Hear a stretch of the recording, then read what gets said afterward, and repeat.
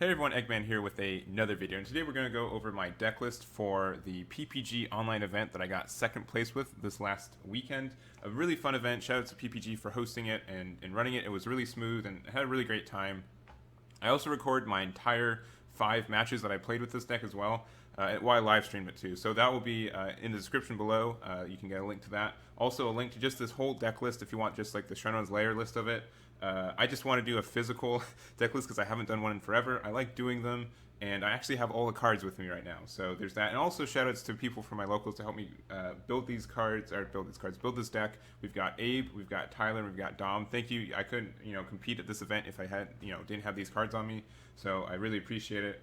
And let's get into it. So if you guys have been watching my live streams for the past couple weeks, you've been knowing, you've seen like me use this leader a lot. I really like it. It's super ironic because it was my least favorite starter deck leader, but I fell in love with it the more and more I used it. It's really unique. So it has pretty much like 2 awakenings, but on the front side, when this card attacks, you just draw 1, and then auto if it's your opponent's turn, when one of your blue Unison cards be placed in your drop area, or one of your blue battle cards is removed from your battle area by opponent's skill or KO'd, you may flip this card over, and if you do, draw 2. So you pretty much get like an alternative awaken to draw 2 if one of your blue battle cards or blue Unison cards is KO'd or removed from the field, and then also has this awaken when your life is at 4 or less, you may draw 1 card, then switch one of your energy to active mode and flip this card over. So on the awaken side, here he is. So you can really awaken with this guy on turn 1, which is nuts, and so you can have like full life. I think they maybe should have had it so that you have to go down to like 6 life or something like some of these other leaders, but they didn't, so that's super good with me.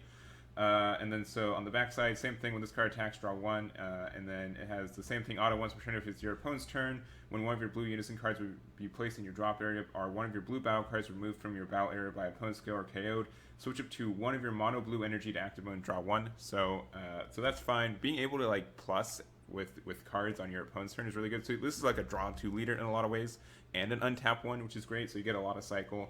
And just like a lot of good value from him. And then he has this active battle for 2 blue. Choose one of your blue Unison cards. It gets plus 10k power and triple strike for the battle. This is usually your win condition too. You just kind of slowly chip your opponent down to 3 life, and then you just pressure them with Unison's card swings. And what's really nice about Unison cards don't have a lot of interaction right now, which is why I decided like this was like a really good win condition. They don't have like, unless they can negate the attack, they can't really blow it up. Or anything like that, and you can just get like a free triple strike in. And also a lot of the time they'll use the negates for like beginning battle, especially if they have their own Unison cards. They'll use negates to protect their Unison cards, and then you can just use this Vegito on your own Unison card and just fake a go for lethal pretty much with a big old triple strike. And this isn't once per turn too, so if you have a bunch of energy and no cards, you can keep pumping it for 2. Obviously, 2 energy for plus 10k combo isn't great, but it can help you do that as well. It also works on, so that's how the card works. It works on your opponent's turn too, but it doesn't do anything. If you want to like waste 2 energy, you can. So the Unison cards that we were playing 4 of the one from the starter deck, the Gogeta, Pursuit of Power, and then also 3 of the Go Tanks, Absolute Unison, that I keep thinking is Trunks, but it's totally not. So both these cards do a bunch. This Gogeta is so permanent if your leader card is a blue Saiyan card and you have a blue Saiyan battle card in rest mode. Your opponent, your leader card doesn't take damage from attacks. This is really good late game. You'll see we all have like some chunky Saiyans that we can put in rest mode, and they'll have to like attack over that or kill this Gogeta. And with this on the board, and you have a blue Saiyan in rest mode, you're guaranteed to proc this card, right? They either have to KO your Unison, they have to KO your Saiyan. If they do, you get the untap 1, draw 1. So it's a really good position to be in, and it's just like a safety like untap draw 1, which is really nice. It also, like the +0 and -2, I don't use on this card as much. It's mostly just this permanent and just the fact that it's a cheap Unison. You can play for 2. But activate, you can choose one of your leader cards or battle cards, switch to rest mode, add a marker to this card. You sometimes do that to switch cards to rest mode, which means you get this card ability active, but you don't have to like have a swing and maybe have your opponent like combo or do some arrival stuff. So that's really good. And then the -2, you can draw 1, then choose one of your opponent's battle cards any cost greater than their current energy ignoring barrier. Place it at the bottom of your owner's deck. I don't think you can just -2 and draw 1. I think you have to like target something because it doesn't say choose up to 1. I wish it did say choose up to 1 just so you could like get extra draws from it, but I understand why it's not. And it seems really good. for that. Like there's some like early game stuff you can do. You can just play this. So they do like an early Unison. You can just pop it and draw one. So this is a good card, a lot better than I thought it was, and really like it. And then also the Go Tanks. This is just super good value. He's dual attack blocker. His -2 is you just draw 2 cards, and his -3 is what you KO. Let me make sure I get it right. Choose up to 2 of your opponent's battle cards, ignoring barrier, and place them at the bottom of their owner's deck in any order. And that's super good against stuff like Invoker and anything that just kind of has like these big barrier dudes that they think are safe. You can just play this for 4. Go -3, KO 2 of the. Like both these effects are +2. If you go -3, it kind of sucks because you can't use your counterplay trunks with this card, but you're able to. But having this with 1 token is also good because it has blocker. So if you need to make sure like your leader swing procs, if they do a big swing, you can always just block it, and then it pops. You get the draw 1, you get an untap 1, and it's just really safe too because there's not a lot of ways for your opponent to interact with this card either. Like they can't rest it very easily. And so it's a pretty good blocker to have. They can't KO it, obviously, but the only thing is they can be attacked in active mode, so they can get rid of it that way, but that also means it pops and you get your leader effects. So there are our Unisons. So first, let's look at we've got 6 1-drop blockers. We've got 4 Dr. Rhoda, because he's the best one, and we've got 2 quick dodge Sun Goten. The more I played with this deck, the more I realized it was really important to awaken on turn 1, or as soon as possible. So having 6 of these it means that you're pretty close to just awakening on turn 1 every time. Rhoda is really cool because when he is KO'd, you get an untap 1 as well. And then quick dodge Goten is a 2-drop Saiyan, or 1-drop Saiyan that's blue, which is important because of this boy. So this guy he's a bit cheese, but he's important to the deck. He just has this effect that says for 1 blue, if your blue card is blue Saiyan, when this card is used in a combo, choose up to 1 blue Saiyan card at any cost 2 or less in your hand, negates, goes for the turn, and play it in rest mode. So you can use it for this quick dodge Goten, or you can also use it for this guy because it doesn't say mono blue, it just says blue. So you can get this guy out turn 1 and in the right matchups. We're not running a lot of these cards obviously, but it can be. I've done it before and it's super nice. But it also works really good in conjunction with this. So if your opponent, if you just have this card in rest mode, or not in rest mode, if you just have this card out, and your opponent's just trying to attack for game, you can just cheese out for 1 energy, you can just save it and save your life, and with all these. So it's cheese, but it works every once in a while. People aren't expecting it, and honestly, the better thing for this card is better to turn. If people know that this combo exists, they'll do inefficient things to play around it, and you might not even have it. So I like it as well. Just for 2 spots in the deck, it's super worth it, especially since it helps us with our Kaioken and Goku, and also can help out with some additional things as well. So I like all those cards. Talking more about this guy, I originally ran him at 4, but a lot of decks aren't swinging with battle cards with 6 or less as often and can play around this guy. But I think 3 is the right number, and he has this effect that for energy exhaust, revive blue-green, KO this card when when one of your opponent's battle cards at any cost 6 or less attacks, negate the attack. So if you don't know how revive works, and with all of this also, so this card's effect approx when one of your cards is KO'd, and this card KOs itself. And it doesn't specify opponent KO'd, it's just opponent skilled are KO'd. So if this card is KO'd by its own effect, you get the untap 1, draw 1, or you get the draw 2 on the unawakened side, and then you can bring it back also. So that's really good. And especially like if on like turn 2, if you just have like this out and this in rest mode, your opponent can't do damage to you, or they have to KO this, which means you get an untap draw 1, or they have to KO this, or you can like do stuff. But just really good there. He's also just like, since he has this revive mechanic, he's just like you can pressure with him because you can just swing with 15k, which is really nice. And the other thing that you can do is that, so when you use revive skills, the revive part is negated for the turn, so you can't play this, you revive it twice. But his auto to KO this card can happen twice. So if you need to stop 2 attacks, you can KO this, bring it back, and then if they swing with another 6 or less, you can KO this card again, it just doesn't come back. So that's something just to consider, and it can help you out in some matchups as well, especially if your opponent doesn't realize that's how that works. They can think that they're safe and they're not, or they think they can go in. 3 Dr. Wheelo. This card's really good, but we're not running too much revive, honestly, to make him a 4 of. But he's a blocker. When this card is placed in your drop area from your hand by opponent's skill or by your revive skill, you can play this card. Honestly, I think I played this card more over the weekend because people discard it from my hand. So that's really good, and I think this is just an honestly good like meta pick in general. Like this could be a really good sideboard card if you're running green or blue, even just mono green or mono blue, just so you can get like some advantage from your opponent trying to discard from your hand. I definitely have one of these in the sideboard, but a really good card, and it's just more blockers, and blockers can also proc your leader, so it's really good. All right, going into some obvious cards. So we're running 4 of these Android 17 and 4 of these Android 18. This is just simply because it's multicolor energy, and also we need a bunch of multicolor cards for revive stuff as well. So it's not too bad.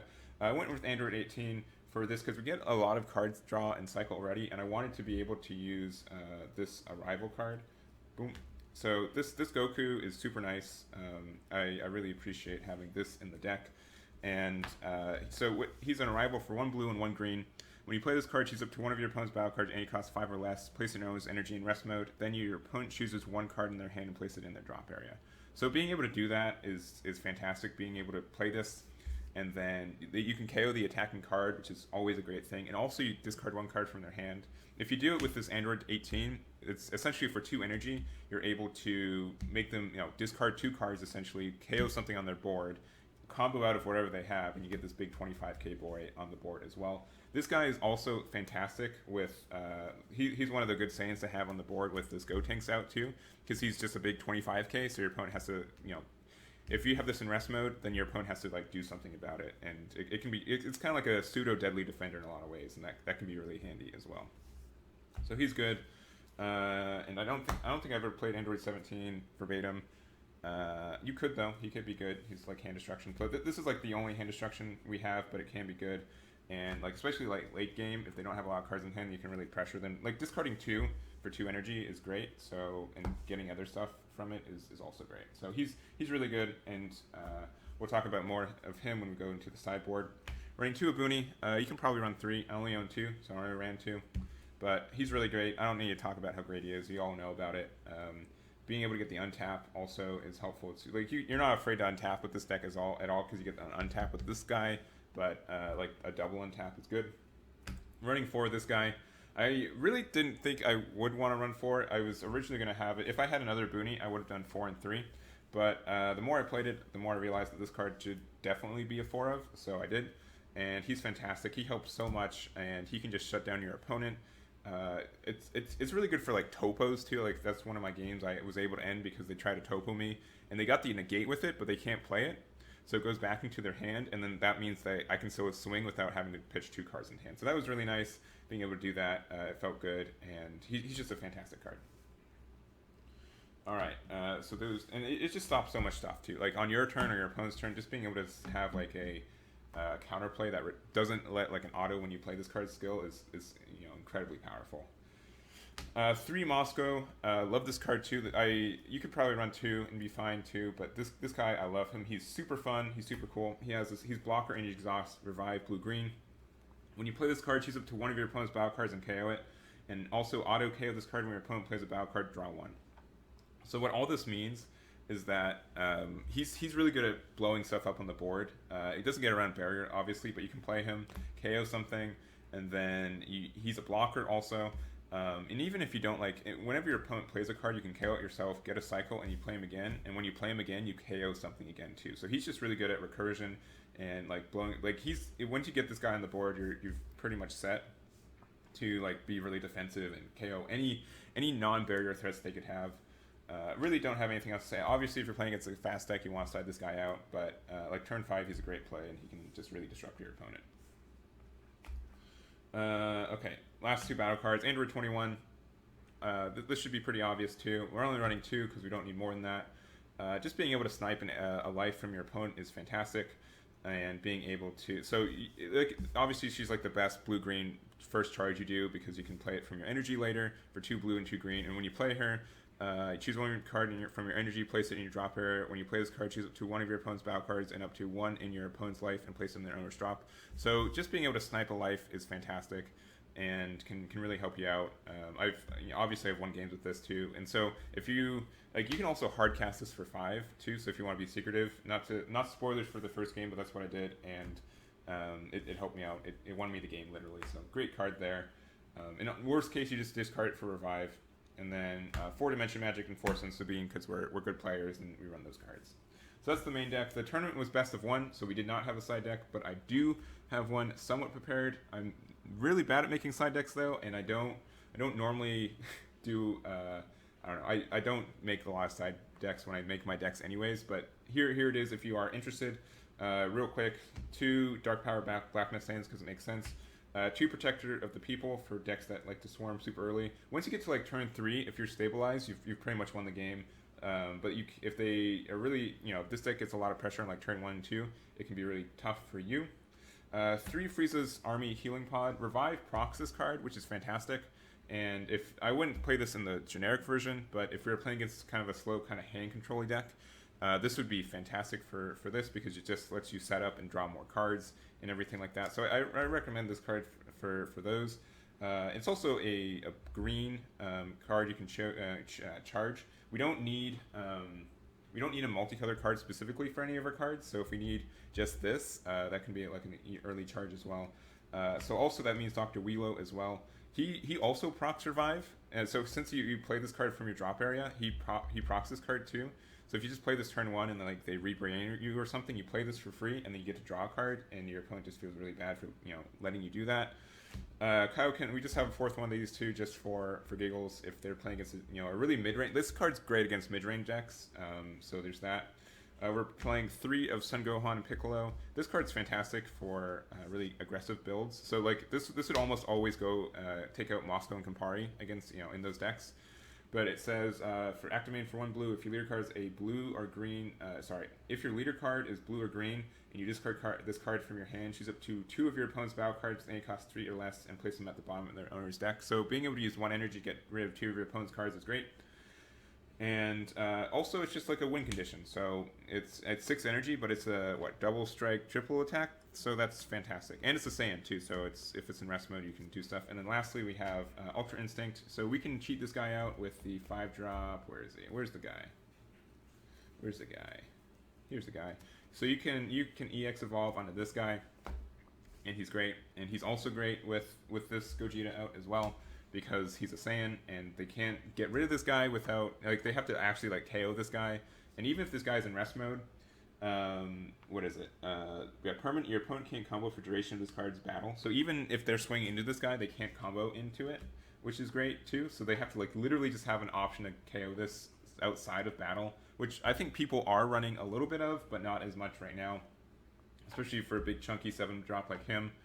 But he can be great. He'd be dead, I think, in too many matchups for him to be in the main. But you can definitely try him in the main, and he's at least on the sideboard. It can be a great play.